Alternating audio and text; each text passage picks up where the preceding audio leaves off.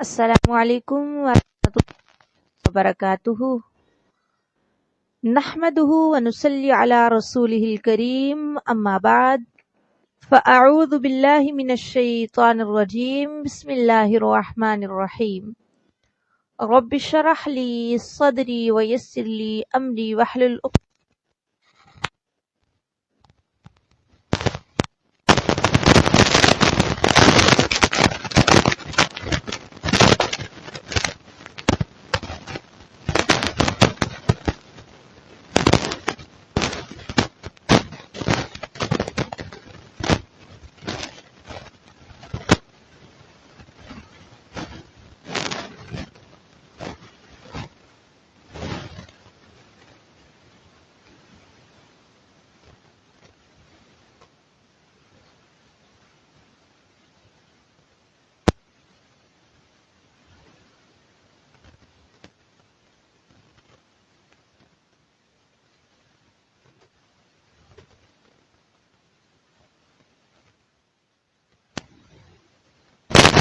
آیت سے جو بہت ہی پیاری ہے، جس سے ہمیں یہ پتہ چلتا ہے کہ حق کو پہچانتے ہوئے یا قرآن کی تلاوت سنتے یا کرتے ہوئے آنسو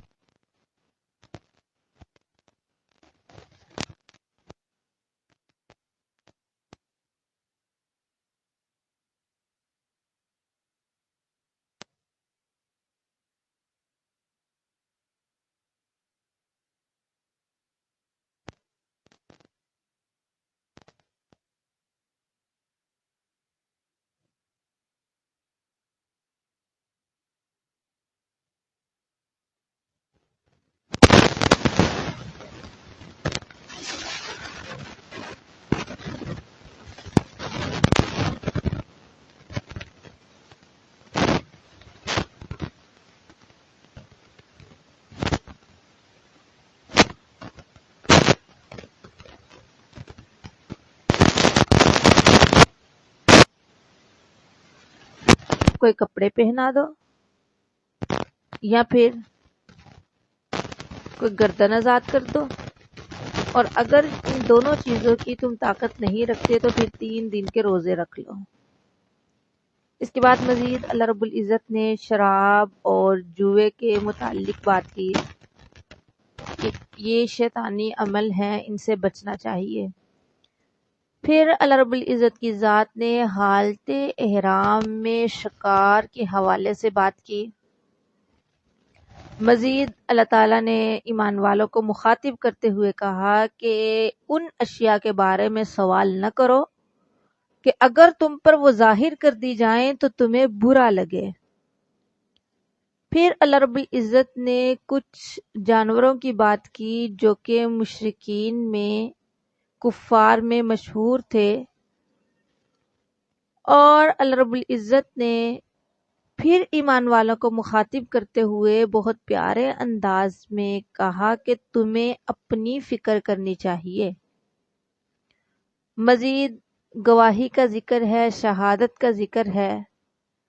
اس کے بعد حضرت عیسیٰ علیہ السلام کا تفصیلی واقعہ ہے۔ کچھ واقعہ تو ہم نے پیچھے پڑھا، جیسا کہ اللہ رب العزت کا ان پر یہ احسان تھا، یہ نعمت تھی، یہ معجزہ تھا کہ وہ اگر کسی چھوٹے بچے سے بات کرتے، جو بچہ ماں کی گود میں ہوتا تو وہ بچہ بولنے لگ جاتا، اگر وہ مردوں سے بات کرتے تو مردہ بولنے لگ جاتا، اسی طرح پرندے کی شکل بناتے تو پرندہ صحیح معنوں میں زندہ ہو جاتا، اڑنا شروع ہو جاتا، اسی طرح جو کوڑ زدہ انسان ہوتا اس پہ ہاتھ پھیرتے تو وہ اللہ کے حکم کے ساتھ صحیح ہو جاتا، تندرست ہو جاتا، اسی طرح مردوں کو زندہ کرتے۔ یہ کچھ معجزات تھے جو حضرت عیسیٰ علیہ السلام کو دیے گئے۔ اللہ تعالیٰ مزید حضرت عیسیٰ علیہ السلام کا ہی واقعہ بیان کرتے ہیں کہ قیامت والے دن کیا صورتحال ہوگی۔ ظاہر سی بات ہے، حضرت عیسیٰ علیہ السلام کے پیروکار نے ان کو الہ بنا لیا، معبود بنا لیا، کسی نے معبود کا بیٹا بنا لیا۔ اللہ قیامت والے دن حضرت عیسیٰ سے پوچھیں گے، حضرت عیسیٰ جواب دیں گے اس ساری صورتحال کی۔ پھر آیت کے آخر میں اللہ رب العزت نے فرمایا، یہ آیت جو سورت کے آخر میں ہے، سورۃ المائدہ کی آخری آیت، للہ ملک السماوات والارض وما فیہن، اللہ ہی کے لیے ہے جو کچھ آسمانوں میں ہے، جو کچھ زمین میں ہے، اور وہ ہر چیز پر قادر ہے۔ اس کے بعد شروع ہوتی ہے سورہ الانعام۔ یہ سورہ مبارکہ مکہ میں نازل ہوئی، اس کی 165 آیتیں ہیں اور 20 رکوع ہیں۔ اس میں زیادہ تر جو بات ہوئی ہے وہ توحید کے اصول، توحید کے قواعد اللہ رب العزت نے بتائے ہیں، یعنی ایسے دلائل اور قواعد اللہ رب العزت نے اس میں ذکر کیے ہیں جو توحید کے متعلق ہیں۔ زیادہ تر بات اس سورہ میں توحید کے متعلق ہوئی، ٹھیک ہے۔ مزید اس سورت کی وضاحت جو ہے، اس سورت کی آیات کی جو تفصیلات ہیں وہ ہم انشاءاللہ پڑھتے جائیں گے۔ تو دیکھیں، ذرا توجہ دیں، اس سورہ مبارکہ میں اللہ رب العزت نے بتایا کہ اللہ کی ذات وہ ذات ہے جس نے زمین و آسمان کو پیدا کیا، ٹھیک ہے۔ مزید اللہ رب العزت نے کچھ اپنی قدرت کی نشانیاں بتائیں، کچھ معاملات بتائے، اور اس بات کی وضاحت دی کہ اللہ رب العزت کی ذات کیا کچھ کر سکتی ہے اور کیا کچھ کرتی ہے، یعنی اللہ رب العزت نے اپنی قدرت کے متعلق بتایا۔ ویسے یہ سورہ پوری اگر کوئی انسان باقاعدہ اس کو ترجمے کے ساتھ پڑھ لینا تو یقین جانے اللہ سے محبت اور بڑھ جائے۔ اتنی پیاری پیاری اس میں اللہ رب العزت نے باتیں کی، میں نے یہ بھی کیا، میں نے وہ بھی کیا، انشاءاللہ ہم پڑھیں گے اس کو۔ اور اس میں اللہ رب العزت نے خاص طور پہ علم غیب کے متعلق بات کی، جو لوگ کہتے ہیں کہ فلاں کے پاس بھی ہے، اللہ کے خزانے فلاں کے پاس بھی ہیں، اس حوالے سے بھی اللہ تعالیٰ نے تفصیلی بات کی۔ اور اسی سورہ مبارکہ میں اللہ رب العزت نے ان مسلمانوں کا بھی خیال رکھا جو غربت میں ہیں لیکن اللہ تعالیٰ کو چاہنے والے ہیں، اللہ تعالیٰ کو دن رات یاد کرنے والے ہیں۔ اپنے نبی کو اللہ تعالیٰ نے تلقین کی کہ آپ ایسے لوگوں کو اپنے سے دور نہیں کریں، ٹھیک ہے۔ اس کے علاوہ اس میں حضرت ابراہیم علیہ السلام کے ان دلائل کا ذکر ہے، ان مشاہدات کا ذکر ہے، قوم کو سمجھانے کے اس انداز کا ذکر ہے جس میں ہمیں حکیمانہ اور عادلانہ گفتگو سننے کو ملتی ہے کہ انہوں نے کس طریقے سے، کتنے پیارے انداز سے اپنے قوم کو سمجھایا اور اپنے گھر والوں کو بتایا۔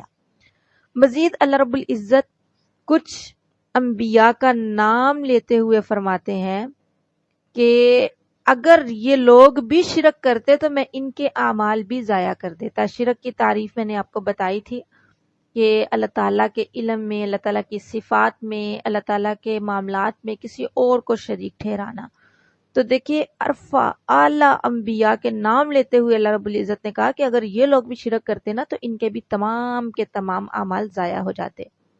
اب اتنے دلائل دیے، اتنی پیاری پیاری باتیں اللہ رب العزت نے بتائیں، تو پھر اس کے بعد اللہ رب العزت تھوڑا سا شکوہ کرتے ہیں اور کہتے ہیں وَمَا قَدَرُ اللَّهَ حَقَّ قَدْرِهِ، جس طرح رب تعالیٰ کی قدر کرنے کا حق تھا ویسے انہوں نے قدر ہی نہیں کی۔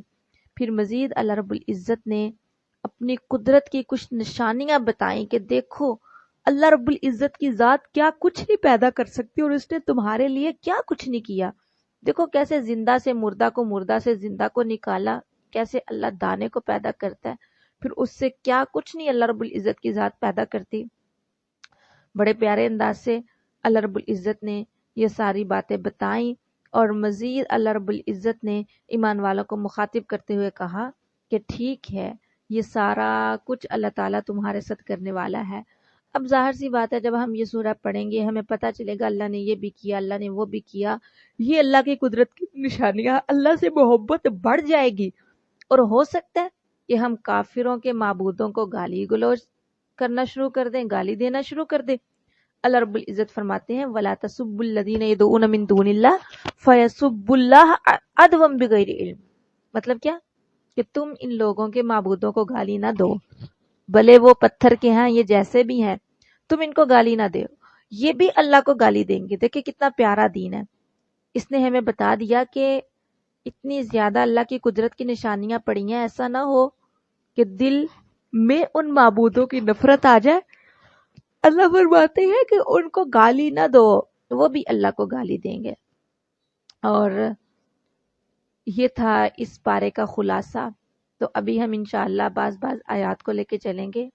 تو چلتے ہیں، شروع کرتے ہیں ہم اپنا پہلا 7واں پارہ. دیکھیں اس میں اللہ رب العزت فرماتے ہیں کہ یا ایھا الذین آمنوا لا تسألوا عن اشیاء ان تبد لکم تسؤکم وان تسألوا عنها حین ينزل القرآن تبد لکم عفا اللہ عنها واللہ غفور حلیم. اللہ تعالیٰ نے ارشاد فرما دیا کہ اے ایمان والو، تم ایسی چیزوں کے بارے میں سوال نہ کرو کہ اگر وہ تمہارے لیے ظاہر کر دی جائیں تو تمہارے لیے بری لگیں، تمہیں بہت بری لگیں، خاص طور پہ اس وقت جب قرآن نازل ہو رہا ہو. تو اس سے یہ پتہ چلتا ہے کہ نزول قرآن کے زمانے میں اگر تم ایسے سوالات کرو گے تو بذریعہ وہی ان کا جواب آ جائے گا. ٹھیک ہے، اس میں اللہ تعالیٰ نے نزول قرآن کے زمانہ کے ساتھ مقید کر کے اس بات کی طرف اشارہ فرما دیا کہ نزول قرآن کی تکمیل کے بعد نبوت اور وحی کا سلسلہ بند کر دیا جائے گا. ختم نبوت اور سلسلہ وحی کے ختم کر دینے کے بعد ایسے سوالات کا اگرچہ اثر نہیں ہوتا، کیونکہ نہ تو نیا کوئی حکم آنا ہے، نہ کوئی چیزیں فرض ہونی ہے، کوئی کچھ نہیں ہونا، نہ ہی وحی نازل ہونی ہے. لیکن یہ بات یاد رکھیں، بغیر ضرورت کے بے جا سوالات کرنا، تحقیقات میں پڑھنا، بے ضرورت چیزوں کے متعلق پوچھنا، ٹھیک ہے، یہ اچھا کام نہیں ہے. اس سے شریعت منع ہی کرتی ہے، کیونکہ اس میں اپنا اور دوسروں کا وقت ضائع کرنا ہوتا ہے. اللہ کے نبی صلی اللہ علیہ وسلم کا فرمان ہے من حسن اسلام المرء ترکہ ما لا یعنی مسلمان ہونے کے لیے ایک خوبی یہ ہے کہ آدمی فضول باتوں کو چھوڑ دیتا ہے. اس سے کیا معلوم ہوا؟ اس سے معلوم ہوا کہ بہت سے مسلمان جو بالکل فضول چیزوں کی تحقیق میں لگے رہتے ہیں کہ موسیٰ علیہ الصلوۃ والسلام کی والدہ کا کیا نام تھا، نوح علیہ الصلوۃ والسلام کی کشتی لمبائی میں کتنی تھی، چوڑائی میں کتنی تھی. ٹھیک ہے، ایسے سوالات جن کا کوئی اثر انسان کے عمل پر نہیں ہے، ایسے سوالات کرنا مذموم ہے. خصوصاً جب کہ یہ بھی معلوم ہو کہ ایسے سوالات کرنے والے حضرات اکثر ضروری اور اہم مسائل دین سے بے خبر ہوتے ہیں. ٹھیک ہے، آپ نے دیکھا ہوگا کہ بعض لوگ جو نماز تک نہیں پڑھتے، جنہیں یہ تک نہیں پڑھتا کہ نماز میں کون کون سی چیزیں فرض ہیں، وضو میں کتنی چیزیں فرض ہیں، جنہیں یہ سب کچھ نہیں پتا ہوتا، ایسے لوگ ہی زیادہ تر ایسے فضول کاموں میں پڑتے ہیں. اور پھر اس کا نتیجہ کیا ہوتا ہے کہ آدمی ضروری کاموں سے محروم ہو جاتا ہے. ٹھیک ہے، تو اس لیے ہمیشہ کوشش کریں، اگرچہ اب وحی کا نزول منقطع ہو گیا لیکن کوشش یہ کریں کہ آپ فضول قسم کا سوال نہ کریں. ہاں، اگر کوئی معاملہ درپیش آتا ہے تو آپ سوال کر سکتے ہیں. بہرحال اس کے بعد اللہ رب العزت نے کہا کہ قد سألہا قوم من قبلکم ثم اصبحوا بها کافرین، کہ تم سے پہلے بھی ایک قوم گزری ہے جنہوں نے سوال کیا تو پھر کیا ہوا کہ انہوں نے صبح کی کفر کی حالت میں. یعنی ایسے اگر بندہ غیر ضروری سوالات کرنا شروع کر دیتا ہے جو ضروری نہیں ہے تو آہستہ آہستہ انسان دین سے دور ہو جاتا ہے. اس کے بعد اللہ رب العزت فرماتے ہیں کہ یہ جو بحیرہ صاحبہ وسیلہ حامی ہے یہ سب زمانہ جاہلیت کی رسوم اور شعائر سے ہیں. ٹھیک ہے، مفسرین نے اس کی بہت ساری تفاسیر کی ہیں، اور بہرحال میں آپ کے سامنے جو تفسیر رکھوں گی وہ ہے جو کہ سعید بن مسیب رحمہ اللہ کی تفسیر ہے، جو کہ ان کی یہ روایت بخاری شریف میں آتی ہے. وہ کہتے ہیں کہ بحیرہ وہ جانور ہے جس جانور کا دودھ بتوں کے نام پر وقف کر دیتے تھے زمانہ جاہلیت میں، اپنے کام میں نہ لاتے تھے. ٹھیک ہے، اور صاحبہ جو جانور بتوں کے نام پر ہمارے زمانے کے سانڈ کی طرح چھوڑ دیا جاتا تھا، آپ نے دیکھا ہوگا نا، بعض گائیں وغیرہ ایسے چھوڑی ہوتی ہیں. اور حامی نر اونٹ جو ایک خاص عدد سے جفتی کر چکا ہو اسے بھی بتوں کے نام پر چھوڑ دیتے تھے. وسیلہ جو اونٹنی مسلسل مادہ بچے جنے، درمیان میں نر بچہ پیدا نہ ہو، اسے بھی بتوں کے نام پہ چھوڑ دیتے تھے.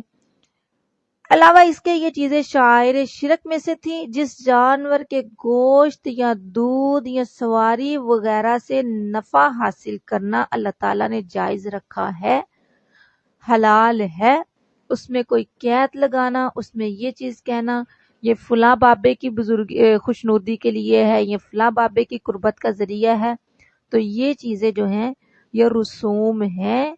اور اگر کوئی بندہ کہتا ہے کہ نہیں یہ حلال و حرام میں شامل ہے تو وہ اللہ پر بہتان لگاتا ہے. آج کل بھی ایسا دور چل رہا ہے کہ بہت ساری چیزوں کو اللہ تعالیٰ کے نام پہ وقف کر دیتے ہیں. چیزوں کو کیا، بعض لوگ اپنے سر کے کچھ بال اللہ تعالیٰ کے علاوہ کسی اور کے لیے وقف کر دیتے ہیں. تو دیکھیں یہ سارا کچھ شرک میں آتا ہے، یہ کام ہم نے نہیں کرنے. ٹھیک ہے، اللہ تعالیٰ ہمیں محفوظ رکھیے ایسے کاموں سے. شرک جو ہے یہ اللہ تعالیٰ معاف نہیں کریں گے، یہ بات ہمیشہ یاد رکھیں. اس کے بعد اللہ رب العزت فرماتے ہیں یا ایھا الذین آمنوا علیکم انفسکم. دیکھیں اس آیہ مبارکہ میں اللہ تعالیٰ نے ان لوگوں کو تسلی دی ہے جو مخلوق کی اصلاح کی فکر میں اپنا سب کچھ قربان کر دیتے ہیں. اللہ تعالیٰ فرماتے ہیں علیکم انفسکم، یعنی جب تم نے حق کی تبلیغ، حق کی تعلیم میں بہت کوشش کی، تم نے لوگوں تک پہنچایا، نصیحت اور خیر خواہی کا حق ادا کر دیا، پھر بھی لوگ گمراہی پر جمے رہے، تو تم اس کی فکر میں نہ پڑو. ٹھیک ہے، اس حالت میں دوسروں کی گمراہی یا غلط کاری سے تمہارا کوئی نقصان نہیں ہوگا. علیکم انفسکم، اپنی فکر کرو. تو اس آیت کے جو ظاہری الفاظ ہیں نا اس سے یہ سمجھا جاتا ہے کہ ہر انسان کو صرف اپنے عمل اور اپنے اصلاح کی فکر کرنی چاہیے.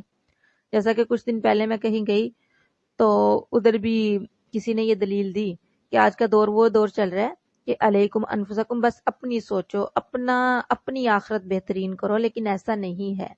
ٹھیک ہے، سمجھتے ہیں لوگ کہ دوسرے جو کچھ بھی کرتے ہیں اس پر دھیان دینے کی ضرورت نہیں ہے. دیکھیں یہ والی جو تفسیر ہے نا جو لوگ کرتے ہیں علیکم انفسکم کہ بس اپنی سوچو، لوگوں کو امر بالمعروف اور نہی عن المنکر نہ کرو، تو یہ تفسیر جو ہے یہ قرآن و حدیث کے خلاف ہے. ٹھیک ہے، امر بالمعروف اور نہی عن المنکر اسلام کا اہم فریضہ ہے اور امت مسلمہ کی تو امتیازی خصوصیت ہے. ہم نے پیچھے پڑھا نہیں، کنتم خیر امہ وجہ اخرجت للناس تأمرون بالمعروف وتنہون عن المنکر. اگر ہم اسی آیت کے پورے جملے پہ توجہ دیں، جیسا کہ اللہ رب العزت فرماتے ہیں یا ایھا الذین آمنوا علیکم انفسکم لا یضرکم من ضل اذا اهتدیتم، اس پہ توجہ دیں تو یہ تفسیر خود واضح ہو جاتی ہے کہ امر بالمعروف اور نہی عن المنکر یہ دونوں کام سر انجام دیں. ٹھیک ہے، اس کے بعد اگر کوئی نہیں مانتا تو تمہیں ٹینشن لینے کی ضرورت نہیں ہے. ٹھیک ہے، جب تم خود ہدایت پر ہو، تم سیدھے رستے پر چلتے رہے ہو. اللہ تعالی ہمیں عمل کرنے کی اور سمجھنے کی توفیق دے اور ہمارے اندر ایسا جذبہ پیدا کر سکے کہ جو ہمیں ابھارے اس بات پہ کہ بھئی لوگوں کو تلقین کرنی ہے، لوگوں کو بتانا ہے اور لوگوں کو گناہوں سے روکنا ہے. بہرحال اس کے بعد اللہ رب العزت فرماتے ہیں کہ حضرت عیسیٰ علیہ السلام کی قوم نے حضرت عیسیٰ سے کہا جو حواری تھے کہ آپ کا رب اس بات کی طاقت رکھتا ہے کہ ہم پر دسترخوان نازل کرے. وہ دسترخوان نازل ہوا یا نہیں نازل ہوا وہ ایک الگ بات ہے. بہرحال انہوں نے یہ خواہش کی کہ ہم چاہتے ہیں کہ پکا پکایا کھانا ایک دسترخوان پہ ہمارے سامنے نازل ہو. تو اللہ رب العزت فرماتے ہیں انی منزلھا علیکم، میں وہ تم پر نازل کرنے والا ہوں، لیکن فمن یکفر بعد منکم فانی اعذبہ عذابا لا اعذبہ احدا من العالمین. جو کوئی اس کے بعد کفر کرے گا نا پھر میں اس کو ایسا عذاب دوں گا کہ ویسا عذاب میں نے کسی ایک کو نہیں دیا ہوگا. اگر آپ توجہ دینا تو آپ کو اس آیت سے یہ بات معلوم ہوگی کہ جب نعمت بڑی ہو، نرالی ہو، غیر معمولی ہو، تو اس کی شکر گزاری بھی زیادہ کرنی چاہیے، اور اگر بندہ نہ شکری کرے نا تو اس پر عذاب بھی پھر اتنا ہی بڑا آتا ہے. ٹھیک ہے، وہ ایک الگ موضوع ہے کہ دسترخوان نازل ہوا یا نہیں نازل ہوا، لیکن ہمیں اس سے یہ سبق ملتا ہے کہ اللہ تعالیٰ کی جتنی بڑی نعمت ہوگی اگر ہم اس کی ناقدری کریں گے تو ہمیں عذاب بھی اتنا ہی ملے گا. اس لیے اب آپ نے کرنا کیا ہے، آپ نے غور و فکر کرنا ہے کہ اللہ کی کون کون سی نعمتیں ہیں جو مجھ پر بہت بڑی ہیں، اور میں انہیں اللہ کے نافرمانی میں نہیں لگاؤں گی بلکہ اللہ تعالیٰ کی فرما برداری اور اطاعت میں ہی لگاؤں گی انشاءاللہ. اس کے بعد اللہ رب العزت نے حضرت عیسیٰ علیہ السلام کا کچھ واقعہ ذکر کیا کہ قیامت والے دن اللہ ان سے پوچھیں گے کہ تم نے کہا تھا کہ مجھے اور میری ماں کو معبود بنا لو. حضرت عیسیٰ کہیں گے سبحانک، تو پاک ہے، میں نے تو ایسی بات نہیں کہی تھی. لیکن اللہ جانتا ہے کہ انہوں نے ایسی بات نہیں کہی، لیکن ویسے ہی اللہ تعالیٰ پوچھیں گے. حضرت عیسیٰ کہتے ہیں اگر میں نے یہ بات کہی ہوتی تو آپ کو علم ہوتا، کیونکہ آپ تو سب کچھ جانتے ہیں. ہاں میں نے انہیں یہ بات ضرور کہی تھی، آپ اللہ کی عبادت کرنا جو کہ میرا بھی رب ہے تمہارا بھی رب ہے. جب تو نے مجھے فوت کر دیا اس کے بعد تو معاملہ تو ہی جانتا ہے. بہرحال حضرت عیسیٰ علیہ السلام پھر کہیں گے اپنی امت کے حوالے سے کہ ان تعذبہم فإنہم عبادک، اے اللہ اگر تو انہیں عذاب دیتا ہے تو یہ تیرے بندے ہیں. وَإِن تَغْفِرْ لَهُمْ فَإِنَّكَ أَنْتَ الْعَزِيزُ الْحَكِيمُ، اگر تو معاف کرتا ہے تو ظاہر سی بات ہے تو عزیز ہے، حکیم ہے. دیکھیں کتنا پیارا جملہ ہے، کتنے پیارے جملے میں حضرت عیسیٰ اپنی مخلوق کی بخشش کی دعا کریں گے. ویسے تو اللہ تعالیٰ نے شرک معاف نہیں کرنا.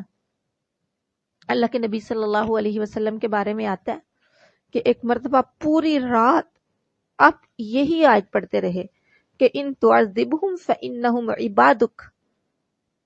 پھر جب صبح ہوئی تو راوی کہتے ہیں، حضرت ابو ذر اس کے راوی ہیں، وہ کہتے ہیں میں نے عرض کیا یا رسول اللہ آپ یہی آیت پڑھتے رہے رکوع. تو آپ صلی اللہ علیہ وسلم نے فرمایا میں نے اپنے پروردگار سے اپنے واسطے شفاعت کی درخواست کی تو مجھے عطا فرمائی، اور وہ انشاءاللہ تعالی ملنے والی ہے. بہرحال ان تعذبہم فإنہم عبادک بہت پیارا جملہ ہے. تو اس لیے اللہ رب العزت سے ہمیشہ یہ دعا کریں کہ اللہ تعالیٰ ہمیں عذاب سے محفوظ رکھے اور معافی والا معاملہ فرمائے. بڑی عاجزی انکساری کے ساتھ اللہ کے حضور جھک جائیں، اللہ سے کہیں اللہ میں تیرا ہی بندہ ہوں، جو کرنا ہے تو نے کرنا، اچھا کر برا کر، میں تیرا بندہ ہوں، میرا ہر معاملہ تیرے اختیار میں ہے، تیرے سپرد ہے. ٹھیک ہے، اللہ تعالیٰ کے سامنے بس عاجز بن جائیں. بہرحال اس کے بعد اللہ رب العزت فرماتے ہیں، فرمایا للہ ملک السماوات والارض وما فیہن وہو علی کل شیء قدیر. دیکھیں یہ صورت ختم ہو گئی. پوری صورت جو تھی اس میں کچھ اصولی اور فروعی احکامات اللہ رب العزت نے بیان کیے.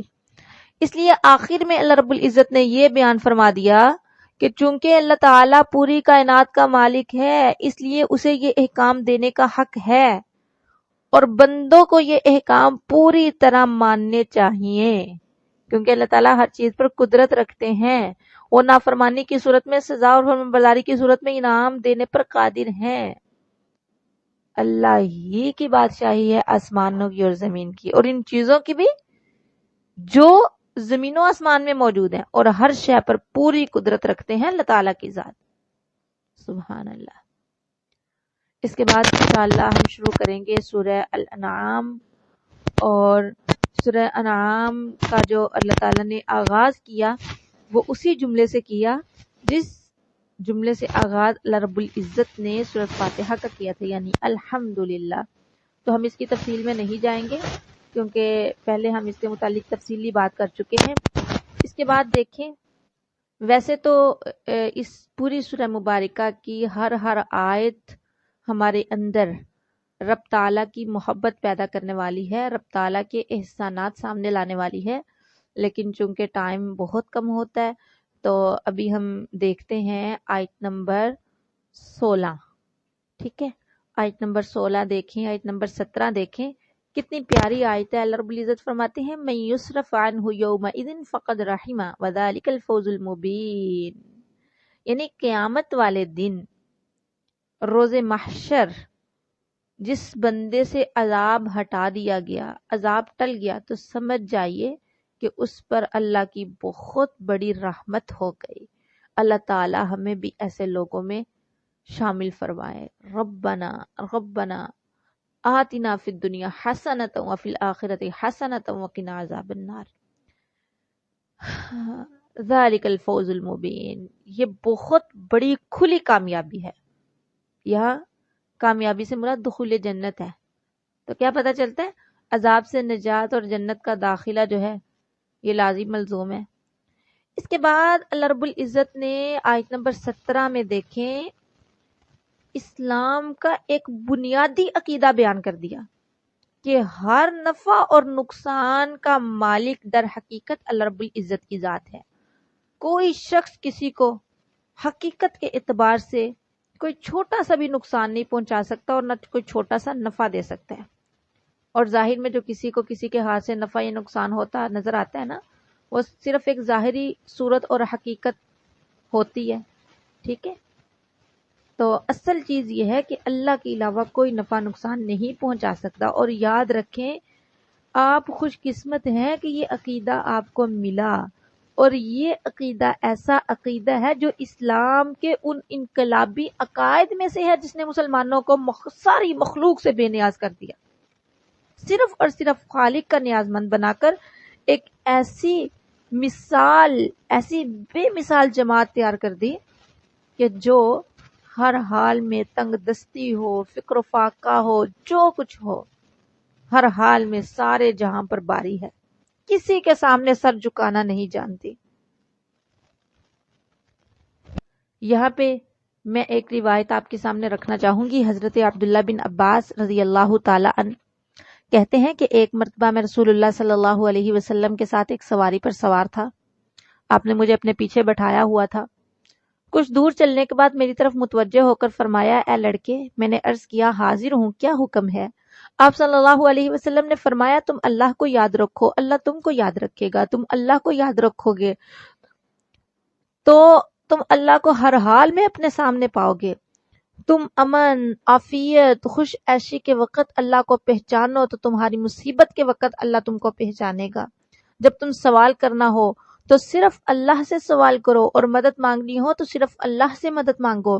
جو کچھ دنیا میں ہونے والا ہے قلم تقدیر اس کو لکھ چکا ہے. جو کچھ ہونے والا ہے نا تقدیر میں وہ لکھا جا چکا ہے. اگر ساری مخلوقات مل کر اس کی کوشش کریں کہ تم کو ایسا نفع پہنچائے جو اللہ تعالیٰ نے تمہارے حصے میں نہیں رکھا تو وہ ایسا ہرگز نہیں کر سکیں گے. اور اگر وہ سب مل کر اس کی کوشش کریں کہ تم کو ایسا نقصان پہنچائیں جو تمہاری قسمت میں نہیں ہے تو ایسا ہرگز نہیں وہ قدرت رکھ سکیں گے. اگر تم کر سکتے ہو کہ یقین کے ساتھ صبر پر عمل کرو تو ایسا ضرور کر لو. ٹھیک ہے، تو دیکھیں اس میں بھی اللہ کے نبی صلی اللہ علیہ وسلم نے کتنے پیارے انداز میں یہ بات سمجھائی کہ نفع نقصان جو ہے یہ اللہ کے اختیار میں. ہم لوگ ڈرتے رہتے ہیں ہائے اگر میں نے اس کو یہ کہہ دیا وہ ایسے کر دے گا، وہ یہ کر دے گا، وہ کر دے گا، اور ہم انہی معاملات میں حق سچ بات بیان کرنے کے قابل نہیں رہتے. دیکھیں نفع اور نقصان اللہ تعالیٰ کے اختیار میں ہے. ٹھیک ہے، اس کے بعد اللہ رب العزت فرماتے ہیں وَلَوْ تَرَى إِذْ وُقِفُوا عَلَى النَّارِ فَقَالُوا يَا لَيْتَنَا نُرَدُّ وَلَا نُكَذِّبَ بِآيَاتِ رَبِّنَا وَنَكُونَ مِنَ الْمُؤْمِنِينَ. دیکھیں اسلام کے بنیادی جو اصول ہے نا وہ 3 ہیں. نمبر 1 توحید، نمبر 2 رسالت، نمبر 3 عقیدہ آخرت. باقی سب عقائد انہی 3 کے تحت داخل ہیں. اور یہ وہ اصول ہیں توحید، رسالت اور عقیدہ جو انسان کو اس کی اپنی حقیقت اور مقصد زندگی سے روشناس کر کے اس کی زندگی میں انقلاب پیدا کر دیتے ہیں اور اس کو ایک سیدھی اور صاف راہ پر کھڑا کر دیتے ہیں. ان میں بھی عملی طور پر عقیدہ آخرت اور اس میں حساب و جزا سزا کا عقیدہ ایک ایسا انقلابی عقیدہ ہے جو انسان کے ہر عمل کا رخ ایک خاص طرف پھیر دیتا ہے۔ یہی وجہ ہے کہ قرآن پاک کے تمام مضامین انہی تین میں داخل ہیں۔ تو یہ جو مذکورہ آیت میں نے آپ کے سامنے ذکر کی ہے نا، اس میں عقیدہ آخرت کا بھی تذکرہ ہے جو انسان کو جھنجھوڑتا ہے، انسان کو بتاتا ہے کہ بھئی آپ نے دنیا میں کس طریقے سے رہنا ہے تاکہ جو عقیدہ آخرت ہے اس کے مطابق تمہیں آخرت میں اچھے اعمال کی اچھی جزا اور برے اعمال کی بری سزا مل سکے۔ اس کے بعد دیکھیں آیت ہے، میں اس کا ترجمہ آپ کے سامنے رکھوں گی۔ اللہ رب العزت فرماتے ہیں کل کہہ دیجئے لا اقولو نہیں میں کہتا۔ میں ترجمہ اس کا اس لیے آپ کے سامنے رکھنے لگی ہوں کہ بعض لوگ کہیں گے کہ شاید میں نے اپنے آپ سے تفسیر کر لی، ایسا نہیں ہے، ترجمہ سب کا سیم ہے، کوئی مجھے بتا دے کہ میں نے ترجمے میں کوئی کمی بیشی کی ہے، ٹھیک ہے۔ یہ ایسے عقائد ہیں جو ہماری آج کی عوام میں بہت زیادہ پائے جاتے ہیں، جیسا کہ علم غیب کے حوالے سے، خزائن اللہ کے حوالے سے لوگ کہتے اللہ کے نبی صلی اللہ علیہ وسلم کے پاس ہر طرح کا خزانہ تھا، ٹھیک ہے۔ لوگ کہتے ہیں اللہ کے نبی صلی اللہ علیہ وسلم کو غیب کا علم تھا، فلاں بابے کو فلاں پیر کو غیب کا علم تھا، ٹھیک ہے۔ اور بعض لوگ تو ایسے ہیں جو آپ صلی اللہ علیہ وسلم کو نور سمجھتے ہیں، ٹھیک ہے، انسان سمجھتے ہی نہیں۔ اور اس کے علاوہ دیکھیں انشاءاللہ ہم یہ پڑھتے ہیں نا آیت کا ترجمہ، تو آپ نے اس کے آیت کے ترجمے کو لے کر خود غور و فکر کرنا ہے کہ اس آیت میں کیا آپ کو سمجھ آئی۔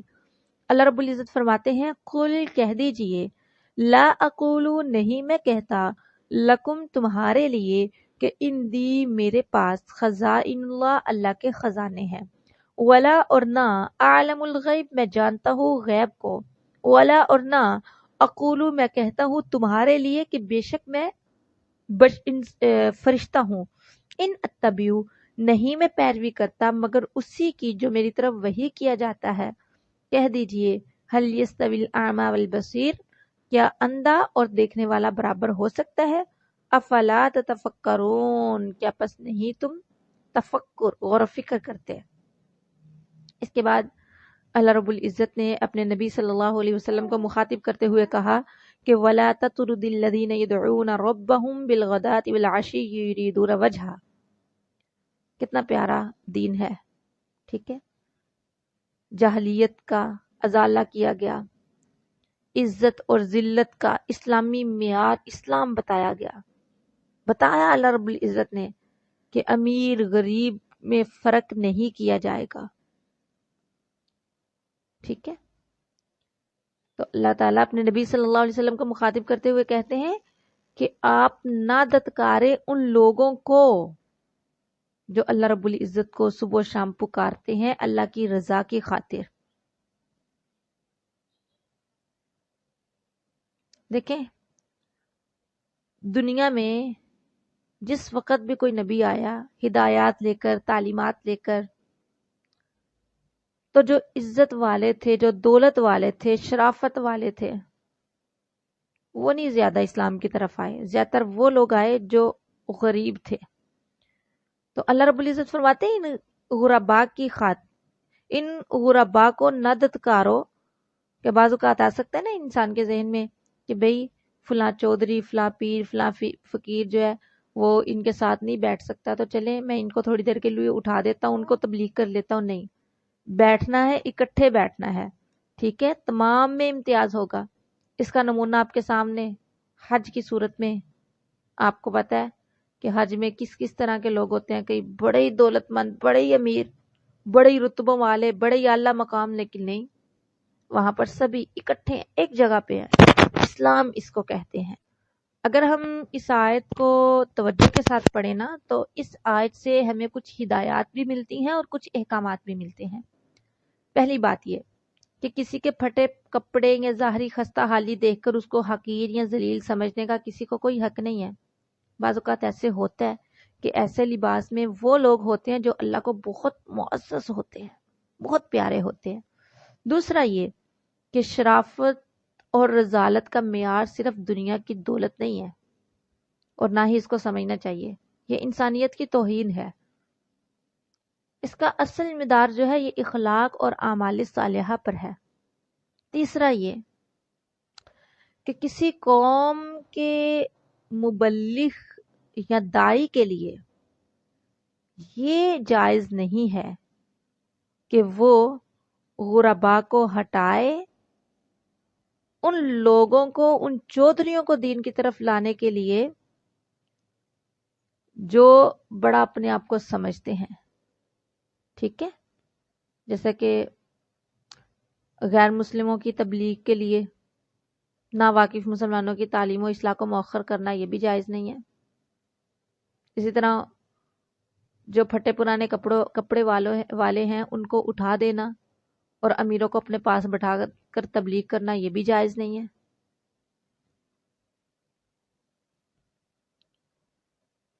بہرحال اللہ تعالی ہمیں توفیق دے، ہمت دے کہ ہم اپنے تمام اسٹوڈنٹ کے ساتھ انصاف اور عدل کے ساتھ پیش آ سکے. بعض اوقات ایسے ہوتا ہے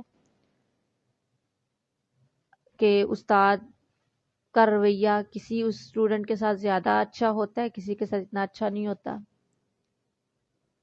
ٹھیک ہے، کسی کے مالی حالات کس طرح کے ہے، کسی کے مالی حالات کس طرح کے ہے، لیکن آپ نے کسی قسم کا اپنے اندر یہ چیز پیدا نہیں کرنی کہ یہ امیر ہے میں اس لیے رہ رہا ہوں، یا یہ غریب ہے میں اس لیے اس سے تھوڑا پیچھے ہوں. نہیں، اسلام نے جو معیار بتلایا ہے وہ ہے اعمال صالحہ. دیکھیں، لگاؤ اس سے زیادہ رکھیں جو دیکھیں آپ کے وہ اعمال صالحہ میں آگے ہے. اللہ تعالی ہمیں سمجھنے کی توفیق عطا فرمائے. اس کے بعد اللہ رب العزت نے بتایا کہ وَعِندَهُ مَفَاتِيحُ الْغَيْبِ لَا يَعْلَمُهَا إِلَّا هُوَ، اللہ کے پاس ہی غیب کی کنجیاں ہیں، اس کے علاوہ کوئی کچھ نہیں جانتا. اللہ سب کچھ جانتا ہے، جو کچھ جنگل میں ہے، دریا میں ہے، حتیٰ کہ اگر کوئی پتا بھی گرتا ہے نا، اللہ کو تو اس کا بھی علم ہوتا ہے. سب اللہ جانتا ہے. وَهُوَ الَّذِي يَتَوَفَّاكُم بِاللَّيْلِ وَيَعْلَمُ مَا جَرَحْتُم بِالنَّهَارِ، جو تم دن میں کرتے ہو اللہ وہ بھی جانتا ہے، جو رات میں کرتے ہو اللہ وہ بھی سمجھتا ہے. ثُمَّ إِلَيْهِ مَرْجِعُكُمْ ثُمَّ يُنَبِّئُكُم بِمَا كُنتُمْ تَعْمَلُونَ وَهُوَ الْقَاهِرُ فَوْقَ عِبَادِهِ، وہ غالب ہے اپنے بندوں پر. ہم ان آیات پہ توجہ دینا تو اللہ تعالیٰ نے گناہوں سے بچنے کا ایک نسخہ اکسیر بتا دیا. یاد رکھیں، تمام دنیا کے مذاہب میں اسلام ممتاز ہے، اور اسلام کا جو رکن اعظم ہے وہ ہے عقیدہ توحید. اور یہ بھی آپ پر ظاہر ہونا چاہیے کہ صرف اللہ تعالیٰ کی ذات کو ایک اور اکیلا جاننے کا نام توحید نہیں ہے، بلکہ اس کو تمام صفات کمال میں یکتا اور بے مثل ماننا، اور اس کے علاوہ کسی مخلوق کو ان صفات کمال میں اس کا شریک نہ سمجھنا توحید ہے. جیسا کہ اللہ تعالیٰ کی صفات ہیں حیات، علم، قدرت، سننا، دیکھنا، ارادہ، مشیت، پیدا کرنا، رزق وغیرہ. یہ سب صفات میں ایسا کمال ہے کہ اس کے علاوہ کوئی کسی مخلوق میں صفت ہے ہی نہیں. ٹھیک ہے، تو ظاہر سی بات ہے جب انسان ان تمام صفات کو ملحوظ خاطر رکھتا ہے، ان صفات پر یقین رکھتا ہے، خاص طور پہ دو صفتیں، ایک علم اور دوسری قدرت. یہ اللہ تعالیٰ کی دو صفتیں ایسی ہیں کہ اگر انسان اللہ تعالیٰ کی ان دو صفتوں پر مکمل یقین رکھ لیتا ہے نا، تو کوئی گناہ سرزد ہو ہی نہیں سکتا. ظاہر ہے اگر ایک انسان کو پتا ہوگا کہ میرے ہر قول و عمل کو کوئی دیکھنے والا ہے، اس پر ہے کوئی جس کو پتا ہے کہ میں کیا کر رہا ہوں، کیا کہہ رہا ہوں، اور اگر انسان کو یہ پتا ہو کہ اللہ پھر قادر بھی ہے، تو یقین جانے یہ دو اللہ کی صفتیں انسان کو انسان کامل بنانے اور اس کے اعمال و اخلاق میں درست کرنے اور درست رکھنے میں نسخہ اکسیر ہیں. اللہ تعالی ہمیں گناہوں سے بچنے کی توفیق دے. جو گناہوں سے بچ گیا وہ نیکیوں میں آگے بڑھ گیا، جو نیکیوں میں آگے بڑھا وہ ایک دن ایسا آیا جنت میں پہنچ گیا. اس کے بعد دیکھیں اللہ رب العزت فرماتے ہیں قُلِ اللَّهُ يُنَجِّيكُم مِّنْهَا وَمِن كُلِّ كَرْبٍ ثُمَّ أَنْتُمْ تُشْرِكُونَ. کتنی پیاری آیت ہے. فرمایا قُلِ اللَّهُ، کہہ دیجئے کہ اللہ ہی نجات دیتا ہے تمہیں، منہا، اس سے یعنی تکلیفوں سے، آزمائشوں سے، ومن کل کرب ہو، اور ہر سختی سے، پھر اسی کے ساتھ تم شرک کرتے ہو. کتنی پیاری آیت ہے. اللہ تعالیٰ نے اپنی کچھ قدرتوں کا ذکر کیا، علم الہی کا ذکر کیا. مزید اللہ رب العزت نے فرمایا کہ جب تم کہیں سفر کر رہے ہوتے ہو، دریائی سفر، اچانک سے تمہیں خطرہ محسوس ہوتا ہے، وہاں تم اللہ ہی کو پکارتے ہو، اللہ ہی سے مدد مانگتے ہو. پھر جب اللہ تمہیں اس سے نجات دے دیتا ہے، اس سے ہی نہیں، اللہ جب تمہیں ہر سختی سے نجات دیتا ہے تو تم اس کے ساتھ شرک کرنے لگ جاتے ہو. دیکھیں اس میں عبرت ہے. عبرت کیا ہے؟ یہ مشرکین کا طرز عمل تھا، غداری کرنا.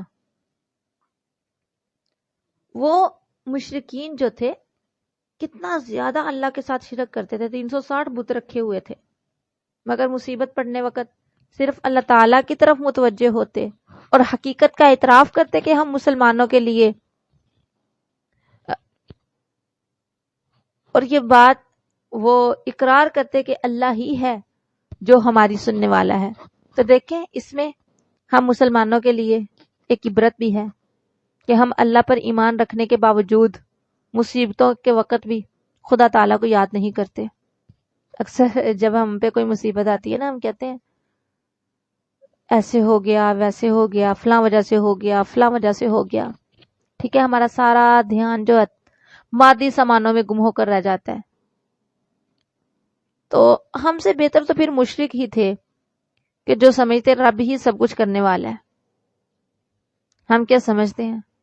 ہم ہر بیماری میں صرف ڈاکٹروں اور دواؤں کو، اور ہر طوفان اور سیلاب کے وقت صرف مادی سامانوں کو اپنا کارساز سمجھ کر اسے کی فکر میں ایسے گم ہو جاتے ہیں کہ مالک کائنات کی طرف دھیان ہی نہیں جاتا. حالانکہ قرآن پاک نے بار بار واضح لفظ بیان فرمائے، بار بار کہا کہ دنیا کے مصائب، حوادث عموماً انسان کے اعمال بد کا نتیجہ ہیں اور آخرت کی سزا کا ہلکا سا نمونہ ہوتے ہیں.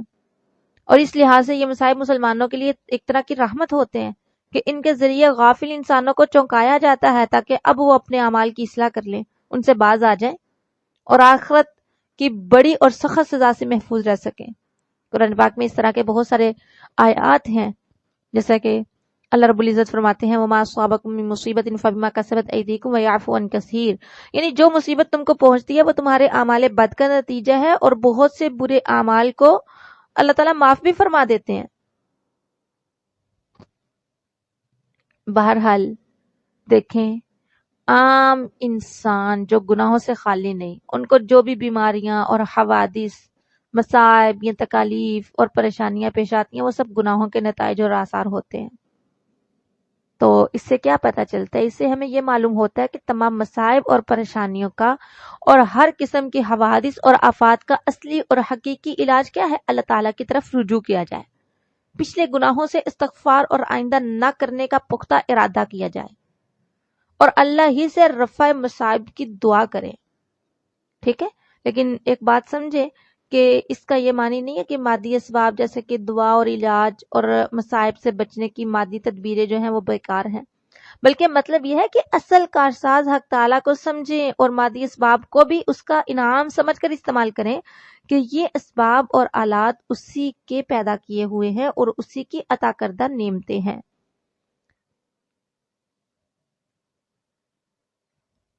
یاد رکھیں، جو بندہ اللہ تعالیٰ سے غافل ہو جاتا ہے اور اللہ تعالیٰ سے غافل ہو کر صرف مادی سامانوں کے پیچھے پڑ جاتا ہے تو جوں جوں یہ سامان بڑھتے ہیں پریشانیاں اور مصائب بھی بڑھ جاتے ہیں. ٹھیک ہے، اس لیے ان آیات نے ہمیں درس دیا کہ اللہ کی طرف بھی توجہ کرو. اصل تو وہی ہے نجات دینے والا، اصل وہی ہے شفا دینے والا. یہ باقی جو چیزیں ہیں یہ مادی ہیں. اس کے بعد اللہ رب العزت نے حضرت ابراہیم علیہ السلام کا ایک قصہ ذکر کیا کہ انہوں نے اپنے بابا سے کہا کہ اتتخذ اصناما آلہہ، آپ بتوں کو الہ بناتے ہیں، معبود بناتے ہیں۔ تو اس آیت سے ہمیں یہ پتہ چلتا ہے کہ اصلاح عقائد و اعمال کی دعوت جو ہے اپنے گھر اور خاندان سے شروع کرنی چاہیے، لیکن یہاں پر سارے معاملات الٹ ہوئے پڑے ہیں۔ جو لوگوں کو تبلیغ کرنے والے ہیں ان کے گھر کے حالات ہی بگڑے پڑے ہیں۔ بہرحال سب سے پہلے اپنی اصلاح کریں، اپنے گھر والوں کی اصلاح کریں، لیکن اس کا مطلب یہ بھی نہیں ہے کہ اگر گھر والے نہیں سمجھ رہے تو آپ معاملات چھوڑ دیں۔ میں نے کئی بچوں کو دیکھا کہ جب ان کے گھر والوں نے بات سمجھنا چھوڑ دی تو انہوں نے کہا جب گھر والے ہی نہیں سنتے تو دوسروں نے کیا سننا ہے، انہوں نے بھی تبلیغ کرنا چھوڑ دی۔ ایسا نہیں کرنا، تبلیغ کرتے رہیں، گھر والوں کو سمجھاتے رہے، سمجھنا نہ سمجھنا وہ ان کی سردرد ہے۔ تو پھر دیکھیں اس میں اللہ رب العزت نے حضرت ابراہیم علیہ السلام کا واقعہ بتایا کہ انہوں نے کتنے پیارے انداز میں، کتنے حکیمانہ انداز میں اپنی قوم کو، اپنے گھر والوں کو سمجھایا۔ اور یہ طریقہ حضرت ابراہیم کو کس نے بتایا؟ وَكَذَلِكَ نُرِي إِبْرَاهِيمَ مَلَكُوتَ السَّمَاوَاتِ وَالْأَرْضِ وَلِيَكُونَ مِنَ الْمُوقِنِينَ۔ یہ طریقہ اللہ تعالیٰ بتانے والے ہیں۔ وہ کیا ہوا؟ یہ حضرت ابراہیم علیہ السلام نے جب دیکھا نا، رات پڑ گئی ہے، ستارہ دیکھا تو کہنے لگے یہ میرا رب ہے، لیکن جب وہ نظروں سے اوجھل ہو گیا تو کہنے لگے جو اوجھل ہو جاتے ہیں، غروب ہو جاتے ہیں، ان سے تو میں محبت نہیں کرتا۔ پھر دیکھا چاند چمکتا ہوا، کہنے لگے یہ میرا رب ہے۔ ٹھیک ہے، اور ساتھ ہی کہہ دیا کہ اگر اللہ نے مجھے ہدایت نہ دی تو میں ظالمین میں سے ہو جاؤں گا۔ پھر سورج بھی، اس چاند بھی چلا گیا، سورج آ گیا، کہنے لگے یہ تو بہت بڑا ہے، یقیناً یہ رب ہے۔ جب وہ بھی چلا گیا تو کہنے لگے انی بریء مما تشرکون، بے شک میں بری ہوں اس سے جو تم شریک ٹھہراتے ہو۔ دیکھیں کتنے پیارے انداز سے اپنی قوم کو بتایا، اپنے لوگوں کو سمجھایا کہ بھئی جو چیزیں ڈوب جائیں، جو غروب ہو جائیں، جو ختم ہو جائیں، وہ رب نہیں ہو سکتی۔ تو ہمیں کیا معلوم ہوا؟ ان آیات سے ہمیں یہ پتہ چلتا ہے کہ ایک جو اصلاح کرنے والا ہے، ایک جو مبلغ ہے، ایک جو داعی ہے، اس کا صرف یہی بات نہیں کہ حق بات کہہ دے، بلکہ اس پر لازم ہے کہ ایسے انداز میں کہے جو لوگوں کے لیے مؤثر ہو۔ اللہ تعالیٰ ہمیں بھی ایسا انداز اپنانے کی توفیق عطا فرمائے۔ اللہ تعالیٰ ہمیں بھی ہمارے انداز، ہمارے لب و لہجے میں بھی تاثیر رکھ دے، ایسے الفاظ بولیں، ایسے جملے بولیں، ایسا انداز اختیار کریں کہ لوگ دین کی طرف بھاگتے چلے آئیں۔ آمین۔ پھر اس کے بعد اللہ تعالیٰ نے اپنے بڑے پیارے انبیاء کا نام لیا، جیسا کہ ابراہیم کا ذکر ہے، اسحاق کا ہے، یعقوب کا ہے، نوح، داؤد، سلیمان، ایوب، یوسف، موسیٰ، ہارون، زکریا، یحییٰ، عیسیٰ، الیاس، اسماعیل، یونس، لوط۔ ٹھیک ہے، وَمِنْ آبَائِهِمْ وَذُرِّيَّاتِهِمْ وَإِخْوَانِهِمْ وَاجْتَبَيْنَاهُمْ وَهَدَيْنَاهُمْ إِلَىٰ صِرَاطٍ مُّسْتَقِيمٍ علیہم الصلاۃ والسلام۔ اللہ تعالیٰ نے اتنے انبیاء کا نام لے کر فرمایا کہ اگر یہ بھی شرک کرتے تو میں ان کے اعمال بھی ضائع کر دیتا۔ بلکہ آگے ایک اور جگہ پر اللہ رب العزت اپنے پیارے محبوب جناب محمد رسول اللہ صلی اللہ علیہ وسلم کو مخاطب کرتے ہوئے فرماتے ہیں کہ اگر آپ بھی شرک کرتے نا تو آپ کے اعمال بھی ضائع ہو جاتے۔ اس کے بعد اللہ رب العزت فرماتے ہیں ان اللہ فالق الحب والنوا۔ دیکھیں کتنے پیارے انداز میں اللہ تعالیٰ نے اپنی قدرت کی نشانیاں بیان کی۔ فالق الحب والنوا، ان اللہ فالق الحب والنوا، یعنی اللہ تعالیٰ پھاڑنے والا ہے دانا کو اور گٹلیوں کو۔ اس میں قدرت کا ایک حیرت انگیز کرشمہ بتلایا گیا کہ خشک دانا، خشک گٹلی کو پھاڑ کر اس کے اندر سے ہرا بھرا درخت نکال دینا، یہ سب اسی ذات کا فعل ہے جو خالق کائنات ہے، جس میں انسان کے عمل کو کوئی دخل نہیں ہے۔ دیکھیں کاشتکاری کی ساری کوششوں کا حاصل اس سے زیادہ نہیں ہوتا کہ دانا اور گٹلی کے اندر سے جو نازک کی کومپل قدرت خداوندی سے نکلی ہے، دیکھیں کس طریقے سے اللہ تعالیٰ یہ سارے معاملات کرتے ہیں۔ اور پھر اس میں دیکھیں رنگ برنگ کے عجیب غریب پتے ہیں، پھر ایسے پھل پھول لگے کہ انسان کی عقل اور دماغ جو ہے اس کا ایک پتا اور یا ایک پھنکڑی بنانے سے عاجز تھی۔ اس میں داخل ہے، انسانی عمل کو کوئی دخل نہیں ہے. اسی لیے اللہ تعالیٰ ایک اور جگہ پر فرماتے ہیں افرأیتم ما تحرثون انتم تزرعون ام نحن الزارعون، یعنی کیا تم ان دانوں کو نہیں دیکھتے جن کو تم مٹی میں ڈال دیتے ہو؟ ان کو تم نے بویا اور بنایا ہے یا ہم نے؟ پھر اس کے بعد اللہ رب العزت فرماتے ہیں فالق الاصباح، فالق کے معنی پھاڑنے والا، اصباح کے معنی یہاں پہ جو اصباح کے معنی ہے وہ ہے صبح کے وقت. فالق الاصباح کے معنی ہے پھاڑنے والا صبح کا، یعنی گہری اندھیری کی چادر کو پھاڑ کر صبح کا نکالنے والا. یہ بھی ان افعال اور اعمال میں سے ہے جس میں کسی جن یا بشر اور ساری کائنات کی قوتیں کچھ نہیں کر سکتی.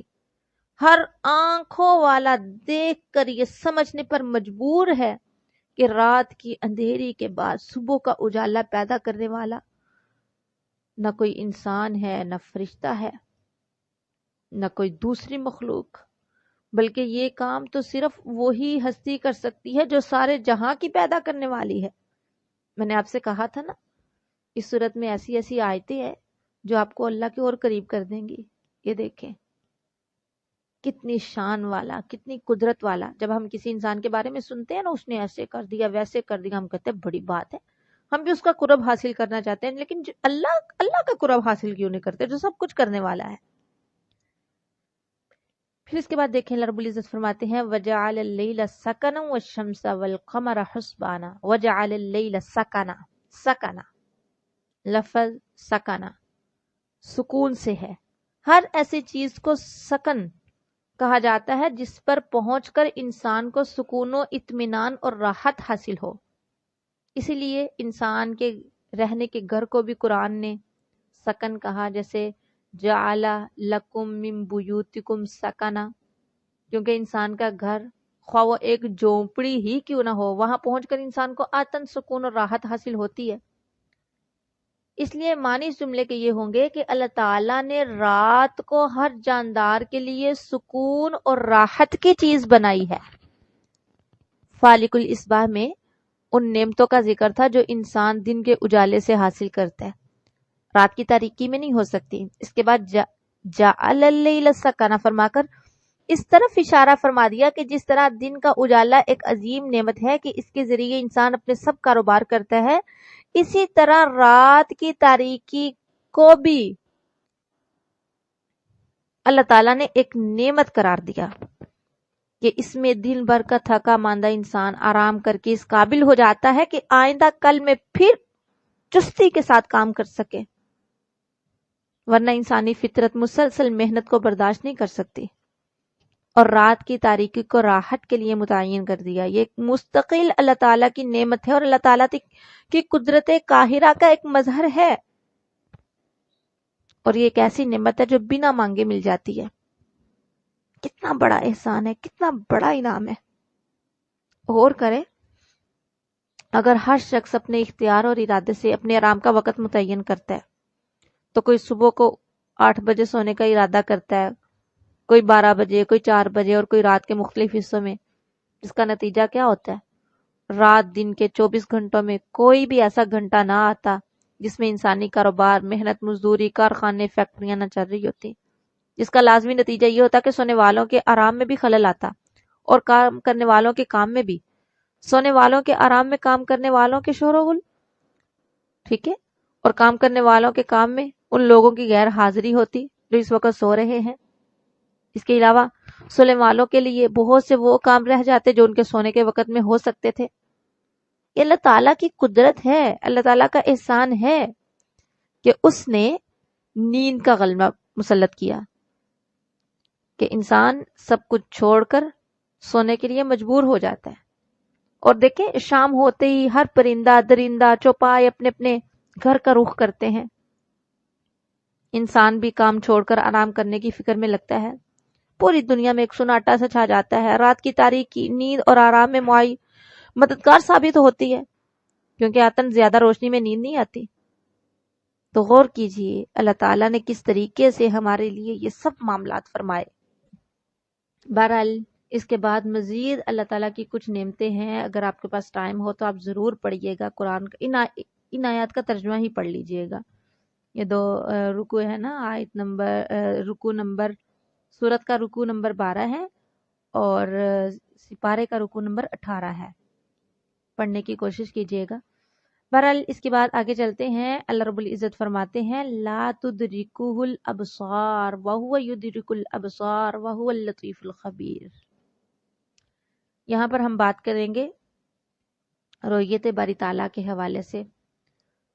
انسان کو اللہ تعالیٰ کی زیارت اس دنیا میں ہو سکتی ہے یا نہیں ہو سکتی؟ علماء اہل سنت والجماعت کا عقیدہ یہ ہے کہ عالم دنیا میں حق تعالیٰ کی ذات کا مشاہدہ اور زیارت نہیں ہو سکتی۔ یہی وجہ ہے کہ حضرت موسیٰ علیہ السلام نے اللہ تعالیٰ سے جب کہا کہ ربی ارینی، کہ اللہ میں تیری زیارت کرنا چاہتا ہوں، تو اللہ تعالیٰ نے کہا تھا لن ترانی، آپ مجھے دیکھ نہیں سکتے، ہاں لیکن قیامت والے دن ہوگی یہ زیارت۔ اللہ کے نبی صلی اللہ علیہ وسلم نے فرمایا جب اہل جنت جنت میں داخل ہو جائیں گے تو حق تعالیٰ ان سے فرمائیں گے جو نعمتیں جنت میں مل چکی ہیں ان سے زیادہ کچھ اور بھی چاہیے، ہم دیں گے۔ وہ لوگ عرض کریں گے اللہ آپ نے ہمیں دوزخ سے نجات دی، جنت میں داخل فرمایا، اس سے زیادہ ہمیں اور کیا چاہیے؟ اس وقت حجاب درمیان سے اٹھا دیا جائے گا اور سب کو اللہ تعالیٰ کی زیارت ہوگی اور جنت کی ساری نعمتوں سے بڑھ کر یہ نعمت ہوگی۔ سبحان اللہ۔ اللہ تعالیٰ ہمیں بھی اپنی زیارت نصیب فرمائے اور ہمیں ایسی آنکھیں عطا فرمائے کہ ہم ان آنکھوں کو اس قابل بنا سکیں کہ اللہ تعالیٰ کو دیکھ پائیں۔ ایک حدیث میں آتا ہے ایک رات چاند کی چاندنی تھی، صحابہ کا مجمع تھا، آپ نے چاند کی طرف نظر فرمائی اور فرمایا کہ آخرت میں تم اپنے رب کو ایسی طرح بالکل سامنے دیکھو گے۔ تو دیکھیں چاند ایک ہے، سورج ایک ہے، اگر پوری دنیا، بعض لوگوں کے دل میں یہ سوال آئے گا کہ اللہ کو ہم کیسے سارے دیکھیں گے؟ اگر پوری دنیا اس چاند اور سورج کو دیکھ سکتی ہے، یہ ایک ہی ہے لیکن ساری دنیا دیکھ رہی ہے، تو اس کے بنانے والے کو ہم کیسے نہیں دیکھ سکتے؟ بالکل سیم اسی طرح وَهُوَ اللطیف الخبیر۔ لطیف عربی لغت کے اعتبار سے دو معنی میں استعمال ہوتا ہے، ایک مہربان اور دوسرا یعنی وہ چیز جو حواس کے ذریعے محسوس اور معلوم نہیں کی جا سکتی، اور خبیر کے معنی ہے باخبر۔ معنی اس جملے کے یہ ہوئے کہ اللہ لطیف ہیں، اس لیے جو ہمارے حواس خمسہ ہے نا ان کے ذریعے اللہ تعالیٰ کا ادراک نہیں کیا جا سکتا، اور خبیر ہیں اس لیے کہ ساری کائنات کا کوئی ذرہ ان کے علم اور خبر سے باہر نہیں ہے۔ اور اگر لطیف کے معنی اس جگہ مہربان کے ہوں تو اشارہ اس طرف ہوگا کہ اللہ تعالیٰ اگرچہ ہمارے ہر قول اور ہر فعل بلکہ ارادے اور خیال سے بھی باخبر ہے، جس کا تقاضا یہ تھا کہ ہم ہر گناہ پر پکڑے جایا کرتے، مگر چونکہ وہ لطیف مہربان بھی ہے اس لیے ہر گناہ پر مواخذہ نہیں فرماتے۔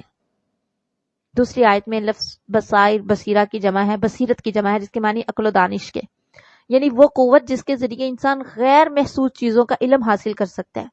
بصائر سے مراد آیات میں وہ دلائل اور ذرائع ہیں جن سے انسان حق اور حقیقت کو معلوم کر سکے۔ معنی آیت کے کیا ہوئے؟ معنی آیت کے یہ ہوئے کہ اللہ تعالیٰ کی طرف سے تمہارے پاس حق بینی کے ذرائع اور وسائل پہنچ چکے ہیں، یعنی قرآن آیا، رسول آئے، آپ کے معجزات آئے، آپ کے اخلاق و معاملات آئے، آپ کی تعلیمات آئیں، تو یہ سب حق بینی کے ذرائع ہیں۔ تو جو شخص ان ذرائع سے کام لے کر صاحب بصیرت بن گیا اس نے اپنا نفع حاصل کر لیا، اور جو ان ذرائع کو چھوڑ کر حق سے اندھا رہا تو وہ اپنا ہی نقصان کیا اس نے۔ قد جاءکم بصائر من ربکم فمن ابصر فلنفسہ ومن عمی فعلیہا وما انا علیکم بحفیظ۔ اللہ تعالی ہمیں سمجھنے کی، عمل کرنے کی توفیق عطا فرمائے۔ اللہ تعالیٰ سے میں دعا کرتی ہوں کہ اللہ تعالیٰ ہمیں ایسی عقل دے، ایک ایسی سوچ اور سمجھ عطا فرمائے کہ ہم اللہ تعالیٰ کے رستے پر چل سکیں، سیدھے رستے پر چل سکیں۔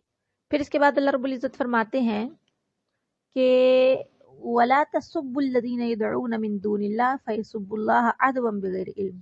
اس حوالے سے میں نے خلاصے میں بھی آپ سے کہا تھا کہ بتوں کو گالی دینا، مشرکین کے معبودوں کو گالی دینا یہ جائز نہیں ہے، اللہ تعالیٰ نے منع کر دیا، ٹھیک ہے؟